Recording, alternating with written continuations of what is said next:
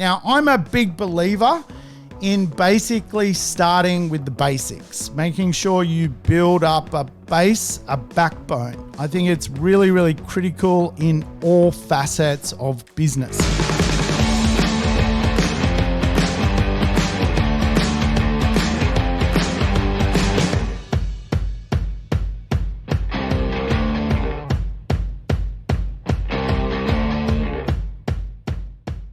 Welcome to the Urban Property Investor. I'm your host, Sam Saggins, here to help you crack the code of real estate. Well, today's show, we're going to talk about your journey as a property investor and how you can end up playing bigger deals as your skill set improves. We're going to dig into the idea of eventually becoming more a seasoned or even sophisticated investor as a property person. You can end up in a place where you're doing all sorts of activities inside of real estate, but it often feels that you're missing out on things when you get started on real estate because it is a bit of a learning curve. We're going to dig into that today, so it should be an awesome show. Welcome back, you crazy urban property investors. Thank you for choosing me to help you with real estate. And of course, if it's your first time tuning into the program today, hey, you're in for a treat. Welcome aboard. Remember, we have a rule here. Play the show in double speed. Don't waste your life. We've got plenty of years on earth. We just waste a lot of time. So don't waste time listening to me in normal speed. Double speed me. I do not sound like a chipmunk. Hey, I'm up early today.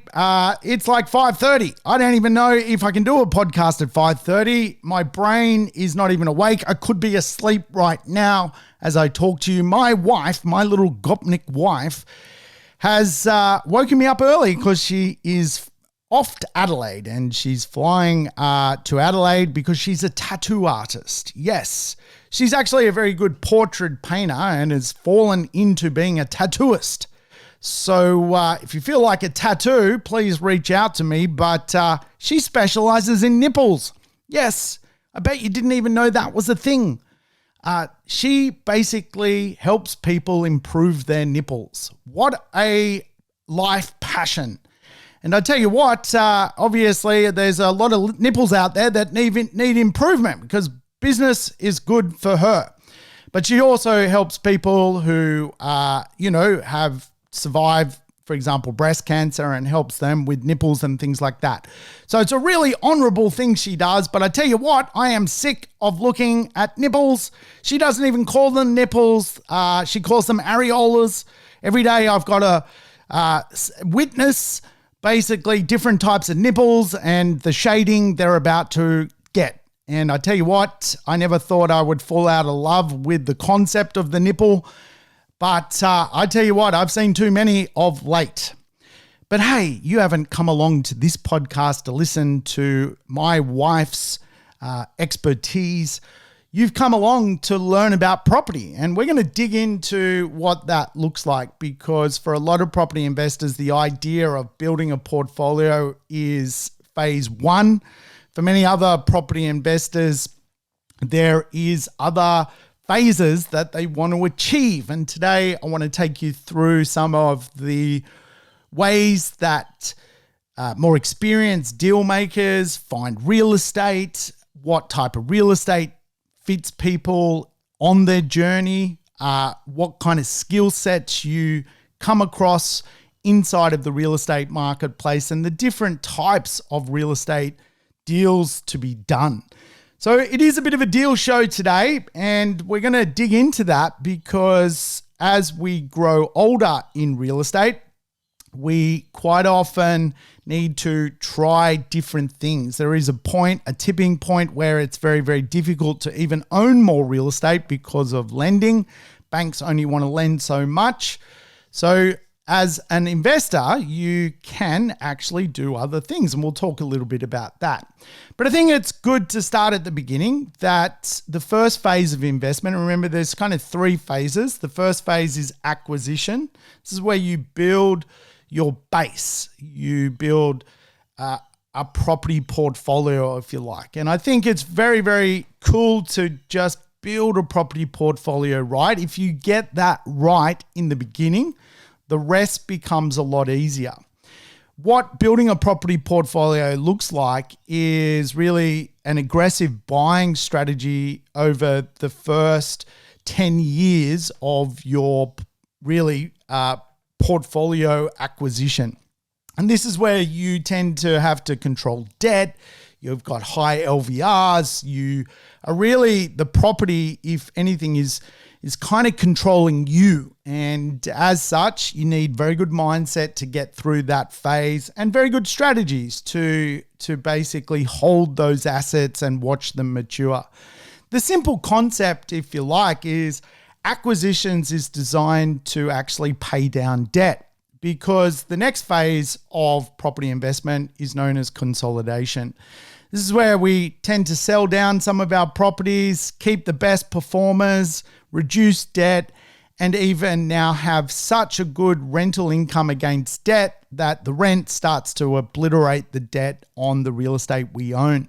Consolidation is an important part of the puzzle because it really does help you get to the final stage of investment, which is known as lifestyle, where you live off the cash flow and the equity, and you've really paid off your debts. So you're a debt-free person with cash flow and equity. It's a pretty cool place to be. So there is a journey. And again, today we're going to go through really the different phases that people tend to go through as a property investor and what type of assets they tend to go and find. And of course, don't let me stop you not thinking big. There's certainly people I've met, 1 out of 1,000, who have the Midas touch when it comes to real estate, really don't know anything about, for example, joint ventures, syndications, developments, structural renovations, and they just have the Midas touch. They go and do it, and it works out really, really well for them. I've also seen a bucket load of people, if they don't lay the foundation right and get to know real estate well, they tend to be, I guess, unable to participate in the bigger deal making that's out there in real estate. So it's all a learning curve for us all. We're all learning. We're always basically, thinking through things and partaking in things and creating knowledge. And quite often knowledge obviously creates an outcome. And really, when it comes to being a property investor, there's puzzles to go and solve. So today I'm going to talk about the property trifecta, and it's a good trifecta. The first part of that trifecta, if you like, part one, is to build that portfolio I just talked about. Really good backbone assets that you can rely on, that you're not tinkering with, that are basically good blue chip properties. And if you can get 4 or 5 of them, really what that's going to do if you hold them a long time is create a passive income later. Now, it might mean you need to hold those assets for 15, 20, 25 years. But the beautiful part, if you can go and do that, is you're going to end up with a really simple form of income coming into your world known as passive income, which comes from property. As simple as it sounds, the rent is put into your bank account.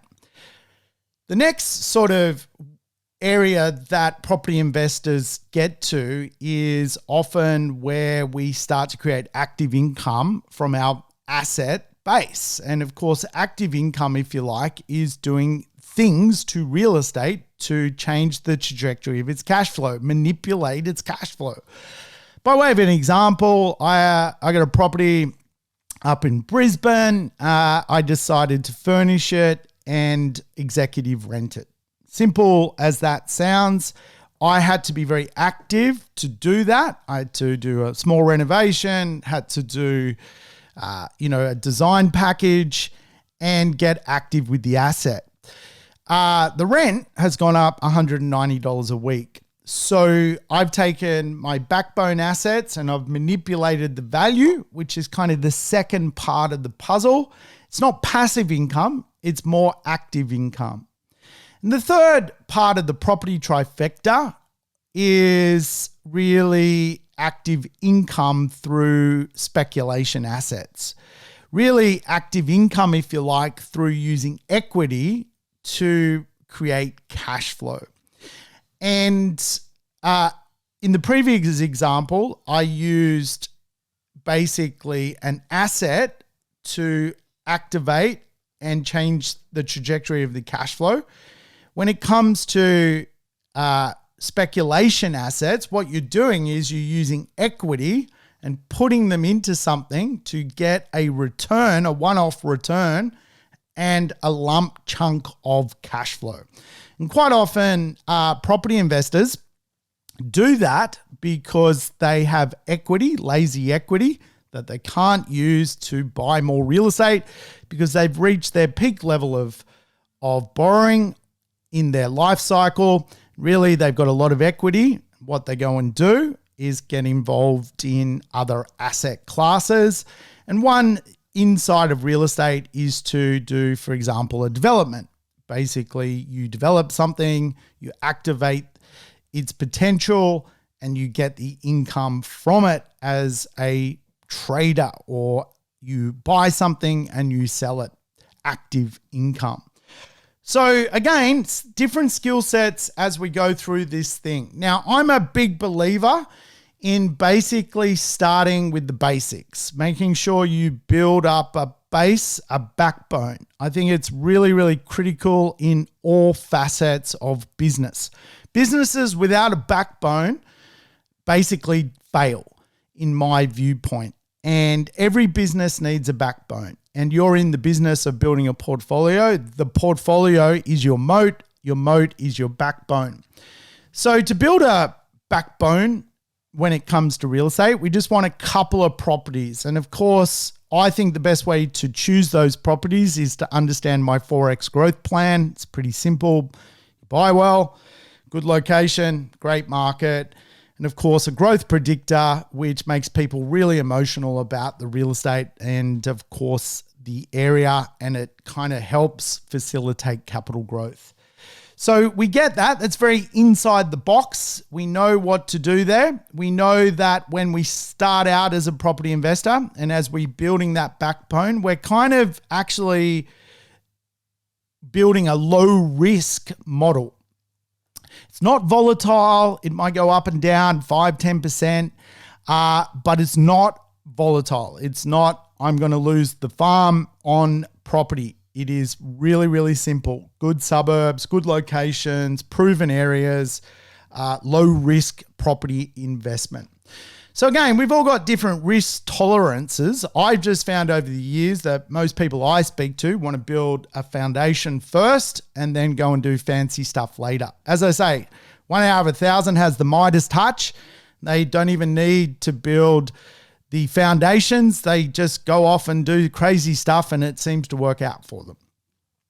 So generally, as a property investor doing a low risk model, there's really the idea of just buying some normal real estate, houses, apartments, townhomes in good suburbs inside of our major urban areas. Really, there is, I guess, two models that you can go off and do that with, which are very low risk. You can do something inside of your buying plan where you buy something more modern, and you do a buy, hold, depreciate, recycle strategy. So you're basically finding a good property. It's a little bit more modern. It doesn't need a renovation, but it's got depreciation allowances, which helps your cash flow and your tax situation.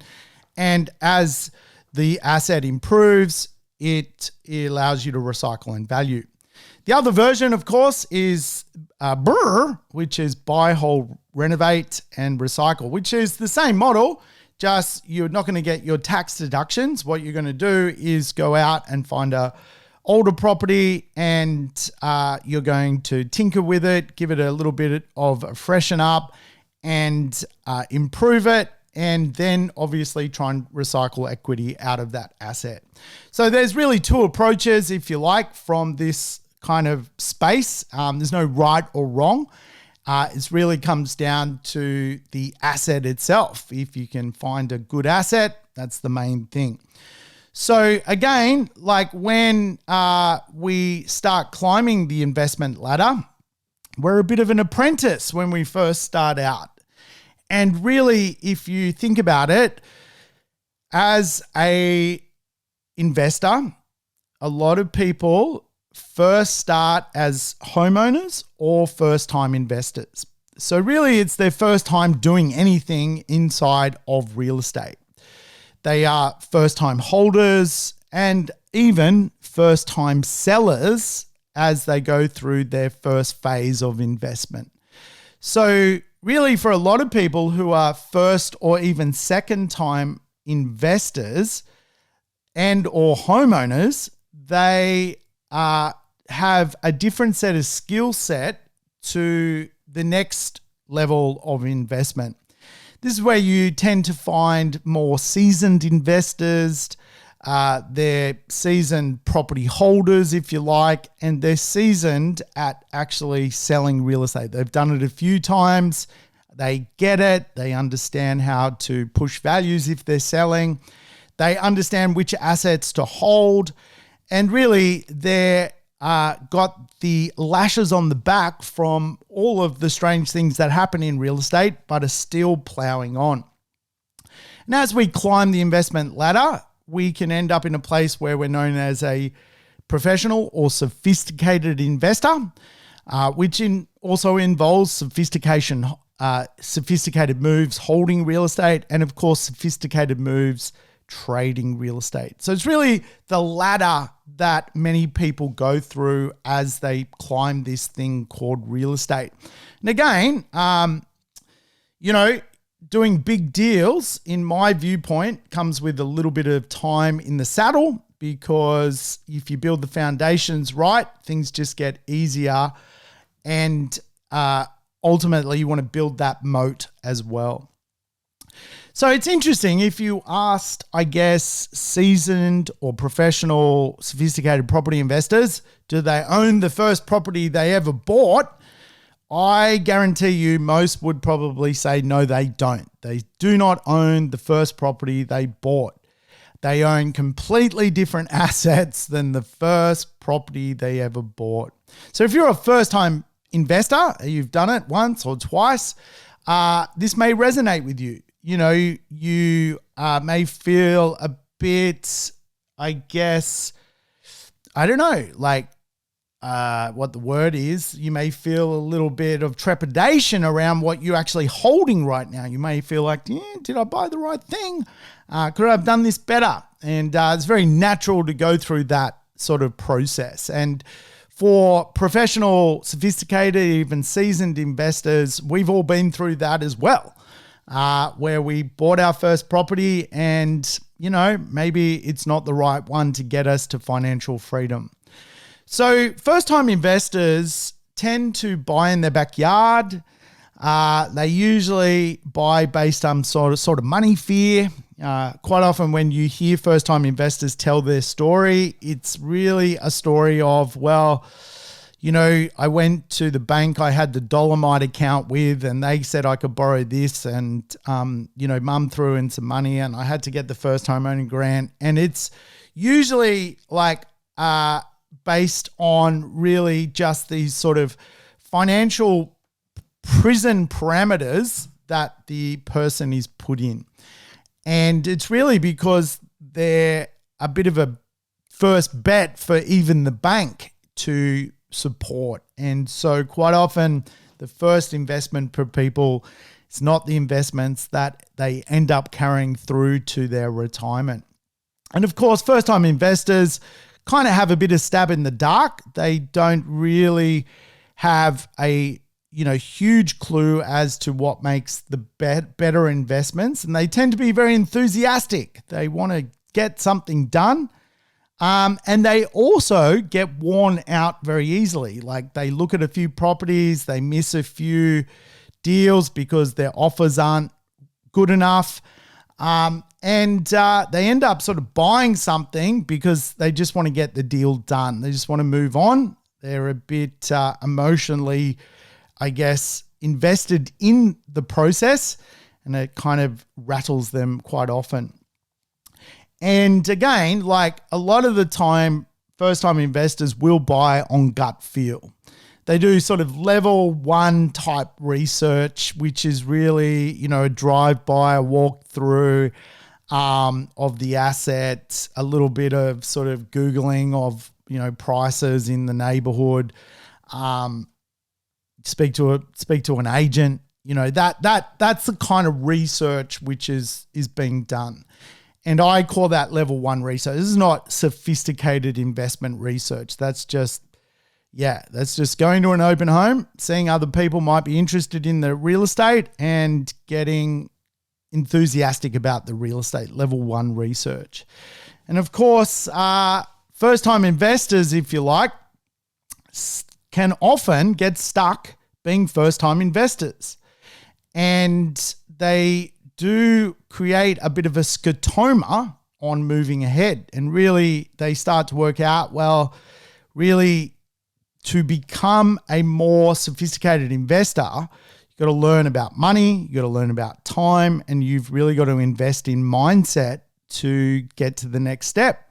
They start to realize maybe they've got a lack of knowledge. They own the asset now, but they've got this sort of lack of knowledge overall about investment fundamentals, economics, and maybe there's more to it than level 1 research. And of course, that takes us to the next category of investor who's kind of been through all of that. The next category I would suggest is a more seasoned investor. They may have bought 3 or 4 properties. They've done it a few times. They've heard it all. They've been to all the seminars. They've read all the books. They are part of the investment world. They live and breathe it a bit more. And they're still building that buy and hold portfolio, but they are also closer to that consolidation phase. So they kind of got one foot in each camp. They've built an asset base and they're working to consolidate that asset base. How they went and bought their assets, which they're taking into consolidation. They didn't take their first property there. They've gone and learnt some more skills, and they've learnt how to add value to their knowledge base, which I think is really, really, really critical. They've learnt how to add value to themselves. And they use, I guess, more out of the box level 2, level 3 thinking when it comes to property investment. They don't just find a property in a miserable location, miserable street, and just feel good about it because they're enthusiastic to buy a property. No, they come up with a leverage plan. And usually, seasoned investors think about real estate differently when they acquire it. What they think about is the O's, and I'm going to teach you the O's. The first one is other people's time. How can I buy real estate using other people's time? The second one is other people's money. How can I buy real estate using other people's money so I can conserve my own money? The third is other people's relationships. How can I buy real estate using other people's relationships? Because I now realize that my first time investments, I didn't really know what I was doing. And this is where, again, other people's relationships, you start to go, well, maybe I need a good mortgage broker. Now I need a good buyer's agent, or I need a good wealth advisor, or I need a good investor advisor, or I need a good property strategist. Other people's relationships. And the final O, if you like, is other people's designs. Quite often, as a seasoned property investor, you'll start to know like how to renovate using certain design criteria. You'll learn how to build using certain design criteria, other people's designs. You're basically borrowing intellect from more seasoned and skilled professionals out in the marketplace. Other people's time, other people's money, other people's relationships, other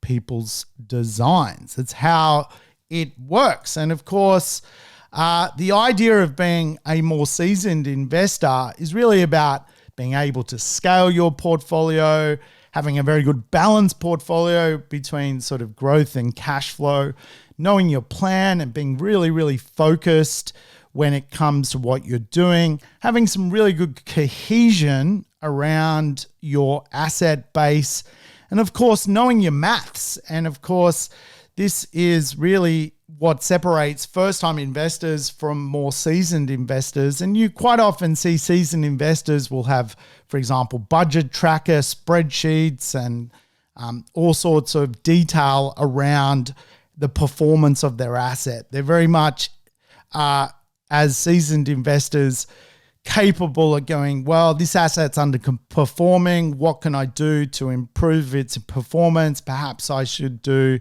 something to tinker with the asset to make it stand out a bit more, and really run the asset like an asset manager, even though they may have a property manager. And so their buying and holding part is in tune. They've got it tuned up. They're seasoned. They're a good pit crew to their own assets, and they've got the right assets. And they understand things like, for example, putting cash into a deal and trying to extract that money back out, or putting equity into a deal and trying to pull that money back out to buy again. And again, for seasoned investors, they probably aren't just jumping on realestate.com and going to a local open home, 10 streets from where they live, or shopping on realestate.com based on a budget and, trying to go to an open home to do level 1, basically research to own the asset. That's not what they're doing whatsoever. So, again, like the Midas touch, there are some great deals on realestate.com. But again, it's like, okay, level 1 research, level 2, level 3, level 4. What does that actually look like to make sure this real estate works? And, maybe I'll come back and do some more work on what that looks like for everyone. But, for example, a more seasoned investor might do strategies like renovate. They'll know the 5 R's. They'll get it. They won't buy a property that, is not looking good and then have in their mindset, I'm going to renovate it, and not know the maths. They'll know what part of that asset they want to retain, what part of that asset they want to rebuild. They might have to rebuild the entire kitchen, strip it all the way out, rebuild bathrooms. They will know what they're going to replace, remove, or repair. And the 5 R's is critical to this concept of the renovate. So a seasoned investor knows the 5 R's. A less seasoned investor, a first-time investor, probably is hearing the 5 R's for the first time. That's just the way it works. And again, a seasoned investor probably knows a good deal. They'll know a good deal at a discounted rate in a top marketplace and strike on the opportunity. They'll also know a discounted deal which is discounted for a reason, because no one really wants the asset. Seasoned investing. And of course, for many seasoned property investors, they also use other people's money, other people's relationship, other people's time, and other people's designs. Seasoned investors also look at building real estate. They look at, grabbing some land in a awesome place and throwing a house on it. It's a little bit more seasoned for many property investors. Now, it's not to say first-time investors can't do any of this. It's just quite often that the first-time investor doesn't do any of this. Of course, seasoned investors quite often can use other people's time, things like delayed settlements, building a portfolio and settling a property in 2 or 3 years' time, knowing that they're going to also be able to work through finance on properties like that. So they're just more skilled. And again, when it comes to some of the things that seasoned investors do, they might even do things like, buy a property in installments using technical terms. They might negotiate on a deal and, get favorable terms with a vendor to do, for example, an installment buyout. So there's just things that property investors, as they learn more, do to build this scalable portfolio. And again, for what I would classify as a first-time investor, they're really going through the phase of acquisition. A seasoned investor has gone through acquisitions and actually gone through it twice, because quite often they remove their first-time investments out of the equation. Now they're going into this consolidation, and really seasoned investors know how to use offsets. They know how to play around with the financial efficiencies of the world. They know how to eliminate their tax. They know what the plan is. And again, it comes back to, for them, the idea that there is scale, there is balance, focus, cohesion, and they're working the maths very, very well. So the property trifecta is a big part of this puzzle, remember, because the first part is to build those backbone assets, 5 properties, passive income. Second part is to ignite active income. And you find that seasoned investors, again, because they start to run budgets and spreadsheets and start to go, well, I want better performance from this asset, rather like a mechanic in a car. I want to tune up this car and I want to activate its income. And so this is where you find seasoned investors sit. And for many investors that get to that stage, the maths is starting to work for them because they've built an asset base. Now, that asset base may be, for example, a couple of $1 million. And I've said this a few times on this podcast. It's just so much easier to build more wealth when you have a larger asset base. If you're starting out, you're a first-time investor, you invest $300,000 in a property in a weird little Gopnik town because that's your budget. You're going to need that asset to perform at 100% to go from $300,000 to $600,000. Then you've got $300,000 that you can take over the world with. You need 100% return. Of course, if you've got, $10 million worth of real estate and it goes by 10%, you've already made $1 million. So you need less assets. Well, you need less growth if you've got more assets to create wealth. And for a lot of people who end up becoming sophisticated investors, which is the category above seasoned investors, they end up doing just bigger deals. So again, there is a difference between a sophisticated investor and a non-sophisticated investor. And even the government has a rule around who and who isn't a sophisticated investor. So to qualify as a sophisticated investor, you need basically a net asset and gross income test. So you need to meet the criteria. So to be considered, you as an individual need to either earn more than $250,000 per annum or over the last few financial years, or you've got over $2.5 million in net wealth, in net assets. And generally, accountants certify you as a certified sophisticated investor. There are some other rules. I won't go completely into it, but you basically need to pass a test, an asset test. The reason the government wants you to pass an asset test is that you've got some skills to do more sophisticated things. And really, obviously, if you're got the knowledge to earn $250,000 or more, or you've got the accumulated net wealth of over $2.5 million or more, you're probably going in the right direction in life. What the government doesn't want is a gopnik with $100,000 doing a sophisticated deal. And that's fair enough, because a gopnik with $100,000 should probably just start building their asset base. That's where they belong, and there's no right or wrong. I'm just telling you the facts. That's what government legislate, and that's the game we've got to play. Now, remember, in the property trifecta, we want to build that backbone.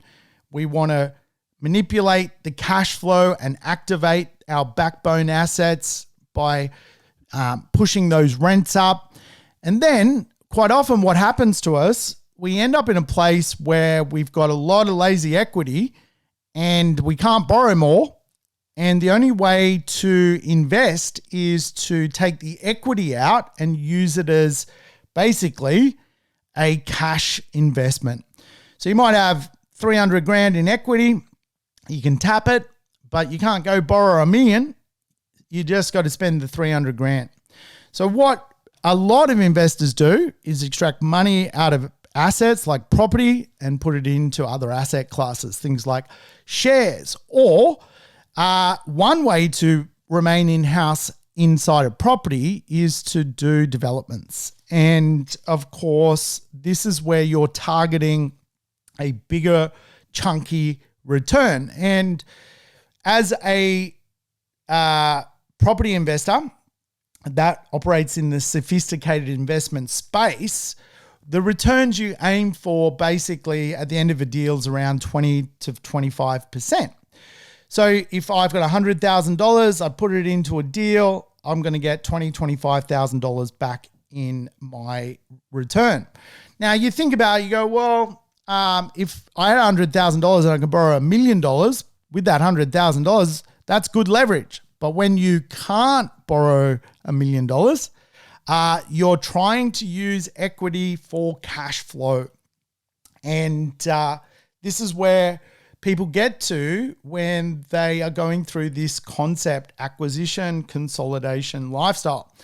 So a lot of people that are deemed sophisticated investors are in consolidation, trying to get to lifestyle. They've built their wealth. They're consolidating the wealth.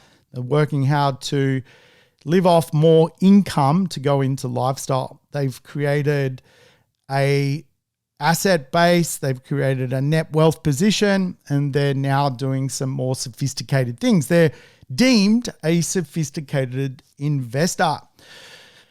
So again, like when it comes to what sophisticated investors get up to, they tend to do things like joint ventures, syndications, and it's really an income play for those people. What they do is they get involved with other investors.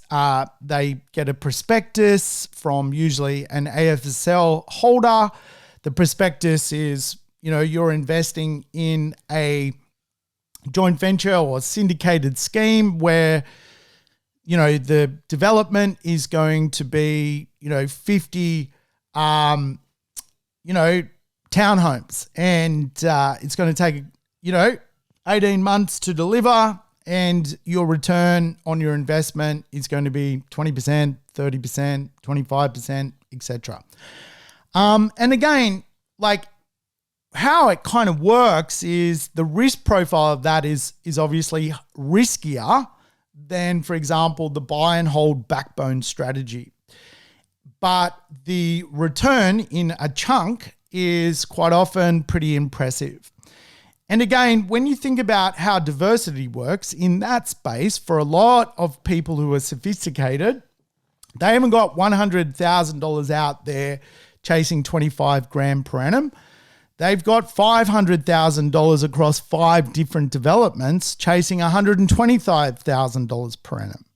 And this, again, combined where with the blue chip assets, that is the backbone, whereby you are actually manipulating the cash flow even more.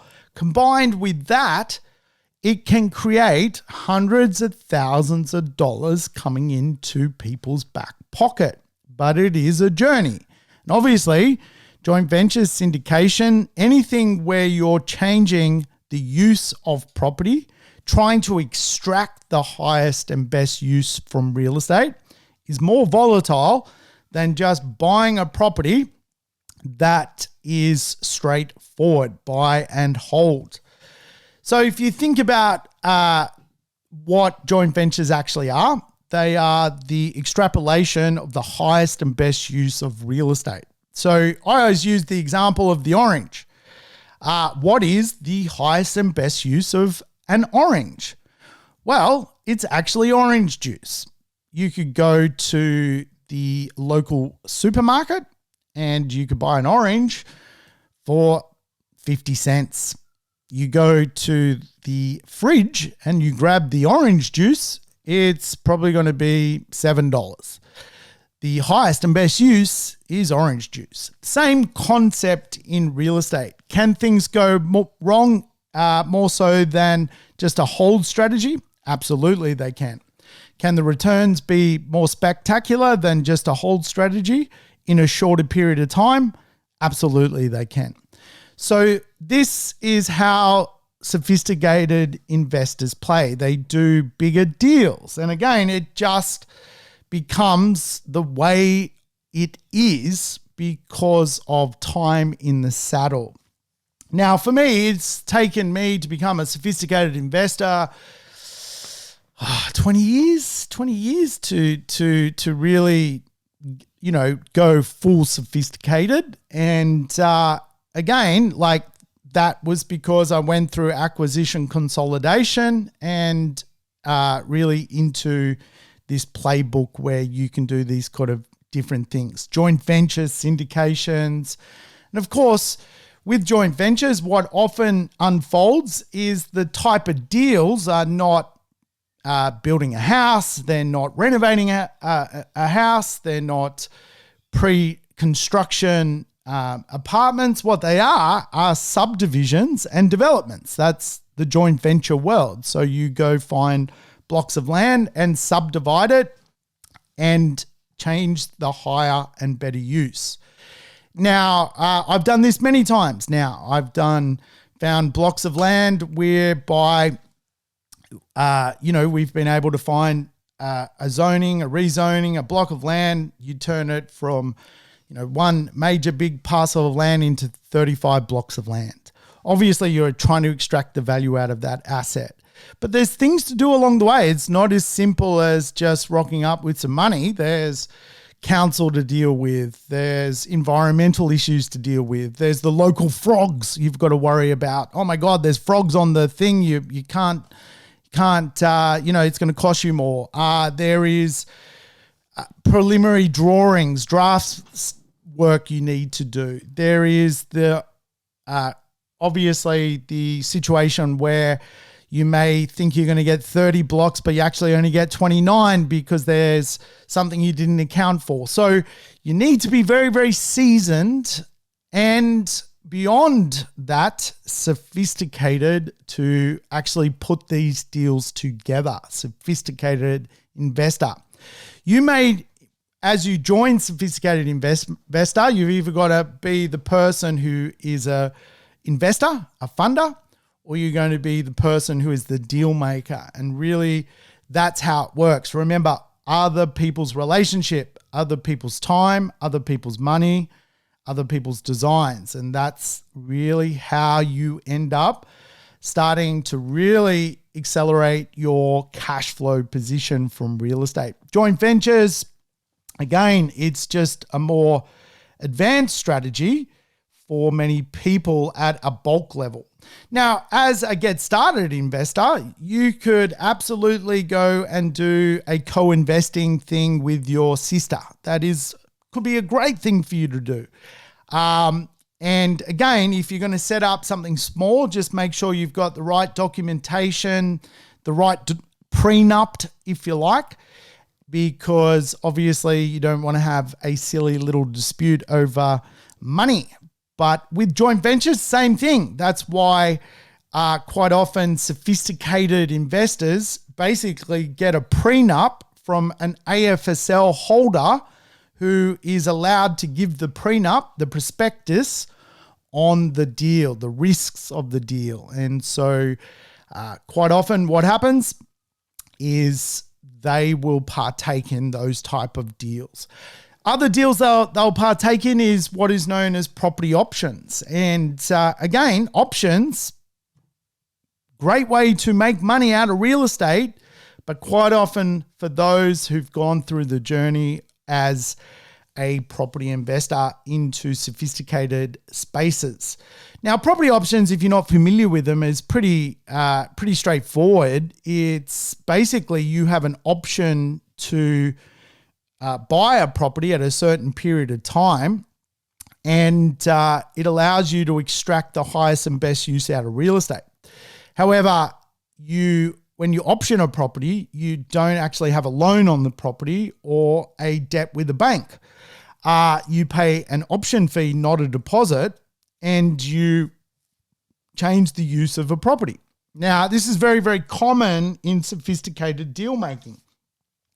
How it works, if you like, is you find a property and you put an option over it.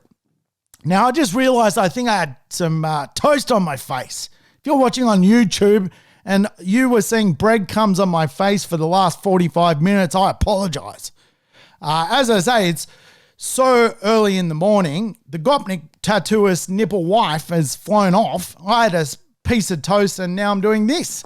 So, maybe I've got to check my rationale around doing early morning podcasts.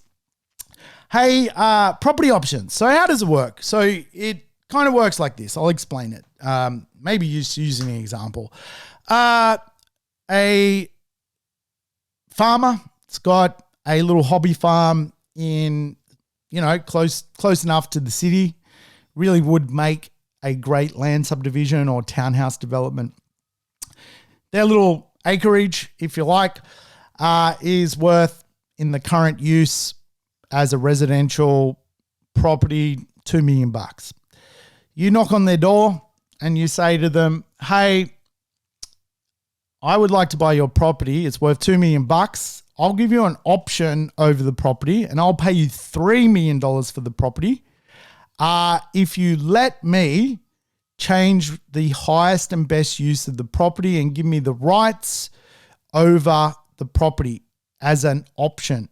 What I'm going to do, I'm going to work with town planners, council to get a development application on this property or a rezoning on this property to make money. And the local person, the farmer or whatever, the hobby farmer says, you know what? I don't mind that. I'll take the $3 million. It's more than I was going to get. I'll sign your option. However, I want you to pay $50,000 as an option fee for me to know you're serious. So pay the $50,000. You got the option over the property. You may have an option for 5 years. Over that time, you work with council, you work with town planners, and you put through a new scheme on the property. You change the highest and best use. Now, obviously, if you're betting on that option, you're betting that you're going to change the highest and best use. And at the end, you're going to have to get stump up and pay $3 million for the property. But you may actually have made the property worth a lot more. And you've gone off and done that through the development application process. Maybe the property with the DA now with the new zoning is worth $7 million. So you get this windfall concept of changing the use of the real estate. And of course, this is how it works. This is a way of playing the game as sophisticated investors. There are put and calls when it comes to options. You are basically put the option to settle, and there are just basically call options where you can have a stab but walk away. The most important concept here is anyone can use an option, by the way. You could knock on someone's door, you really like their house, you want to buy it, and you're saving money. You could knock on their door, it's worth $2 million today, and say, hey, I'll buy this property in 5 years for $2.5 million. Give me an option over your property. Anyone can take an option over anything. It is a legal instrument. It gives you the rights to control a property without owning a property. It's a very interesting concept. So for sophisticated investors, quite often options are used, and it's a controlling mechanism. For sophisticated investors, quite often you can burn a little bit of money doing things like options. I've certainly optioned properties before, basically for 60 days just to do some DD, whereby I did not need to then go on and settle the real estate and do my preliminary works concepts with town planners, and they've said, no way, this is never going to get off the ground. What did I lose? $20,000, $30,000 option fee. So you got to be prepared to play the volatility if you're going to be the deal maker when it comes to being a sophisticated investor. It's not all roses, but it certainly can create good levels of results when done well.